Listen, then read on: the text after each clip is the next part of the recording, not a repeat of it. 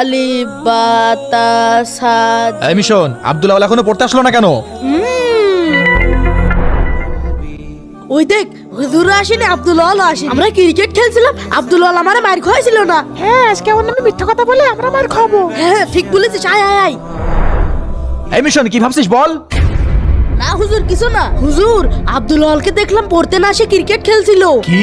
জি হুজুর। পড়তে না এসে ক্রিকেট খেলছিল? ঠিক আছে, পড়তে আসুক, তারপর দেখছি। এই তোরা পড়। আলিফ বা তা সা। হুজুর আসসালামু আলাইকুম। হ্যাঁ, নবাবজাদা এসেছেন। হুজুর আমি আই চুপ কর, আমি জানি না তুই কি করছিলি। এদিক আয়। তুমি প্রত্যেকদিন আরবি পড়তে না এসে ক্রিকেট খেলো, আর তোমার আমি ছাড়িয়ে দেবো? হুজুর আমি তো ক্রিকেট খেলতে যাইনি। তাহলে কেন গেছিলি? হুজুর আমরা অনেক গরিব মানুষ, আর আমাদের এই একটাই পাঞ্জাবি। কি বলছিস? এই পাঞ্জাবিটা আমার আম্মু ধুয়ে দিয়েছিল, শুকাতে দেরি হয়ে গিয়েছে। বাবা কান্না করিস নে, আমি না বুঝে তোকে আঘাত করেছি। আমি তোকে একটা নতুন পাঞ্জাবি কিনে দেবো নে। আচ্ছা ঠিক আছে।